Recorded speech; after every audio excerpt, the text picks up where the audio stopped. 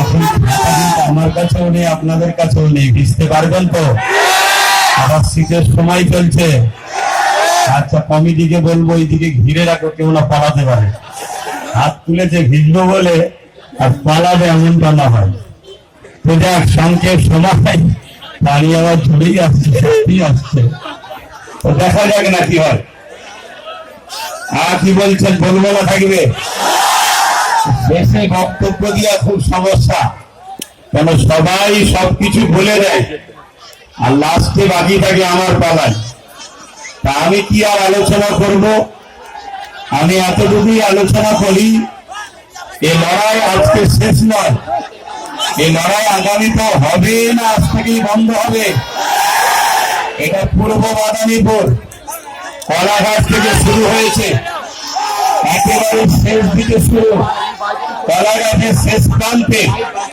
আমি চাই পূর্ব মাদারীপুর, যেটা আমার দাদু হযরত হাজী মোস্তফা, কি বলে এরা, এদের এই মিডিয়া ভাইদের একটু জিনিসপত্র ঢুকাইলি, কেন এদের একটা বড় অবদান আছে ভাই, এদের জন্যই তো খবর সব থেকে সম্প্রচার হয়।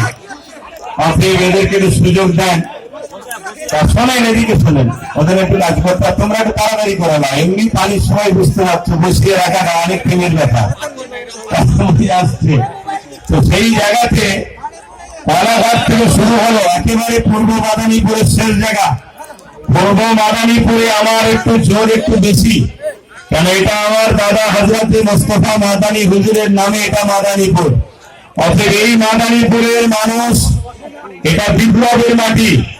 এখান থেকেই কিন্তু বারবার দেশের জন্য মহানায়কের সুজন্ম হয়েছে, তাদের দ্বারাই কিন্তু দেশের জন্য অনেক কাজও হয়েছে।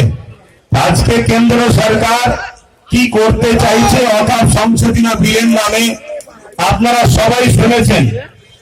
এবং পাশাপাশি আপনারা নিশ্চয়ই আমার পূর্বে বাইজিদ ভাইয়ের আগে একজন মাস্টার সাহেব বলছিলেন ওবিসি সম্বন্ধে।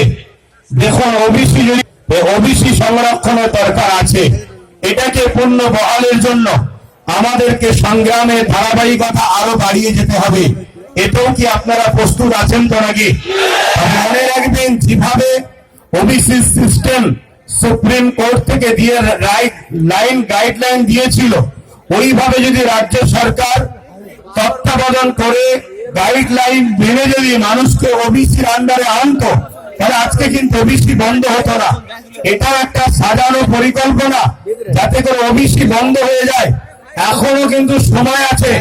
রাজ্য সরকারের সৎ ইচ্ছা থাকলে ওবিসির যে সিস্টেম, সেই সিস্টেম গাইডলাইন মেনটেন করে রাজ্য সরকার যদি সুপ্রিম কোর্টে জমা দেয়, আমার সংবিধান অনুযায়ী যতটুকু জ্ঞান আছে, সুপ্রিম কোর্ট ওবিসিকে আবার পূর্ণ বহাল করার জন্য আইন অবশ্যই তিনি ঘোষণা করবেন। কিন্তু রাজ্য সরকার সৎ ইচ্ছা দেখাচ্ছেন না। আমরা এখান থেকে রাজ্য সরকারকে বলবো, এই বিচারিতার মুখোশ এক আর মুখ এক, এরকম যেন না দেখানো হয়। আপনি আপনার সৎ ইচ্ছা দ্বারা ওবিসির যে গাইডলাইন, সেই গাইডলাইন অনুযায়ী সুপ্রিম কোর্টে অবিলম্বে আপনি কাগজ জমা দিন। এর পাশাপাশি নিশ্চয়ই এই বিষয়টা আরো হয়েছে না হয়েছে কি জানি না, মাদ্রাসা শিক্ষা পুরো দেশ জুড়ে যেমন ওয়াকফকে কেন্দ্র সরকার দখল করতে চাইছে, ওয়াকফ যদি চলে যায়, মাদ্রাসাও যাবে, মসজিদও যাবে, কবরস্থান, ঈদগাহ, খানকা সবই যাবে। অ্যাকচুয়াল ইসলামের পেহচান, মুসলমানদের পেহচান, মুসলমানের পরিচয় সবটাই মিটে যাবে বড় সুকৌশলে ধ্বংসের দিকে সহ। ঠিক তেমনই মাদ্রাসা শিক্ষায় এই সিলেবাসের নাম ছিল কোরআনে কত পেয়েছে, কিন্তু আপনারা জানেন কি জানেন না, উলামা হযরত ইমাম সাহেবকে তুলে দিয়েছে। তাই মার্কশিট থেকে কোরআনের অপশনটাও বন্ধ করে দিয়েছে। যেমন কেন্দ্র সরকার ইসলামকে মিটাবার জন্য, মসজিদ মাদ্রাসাকে মিটাবার জন্য ওয়াকফ সংশোধনী আইনের নামে কালা কানুন তৈরি করতে চাইছে। আমরা এখান থেকে পূর্ব মাদারীপুর কলাঘাট থেকে আন্দোলনের সূচনা চলে আসছে, ধারাবাহিক চলে আসছে। আজকেও আমরা আন্দোলন থেকে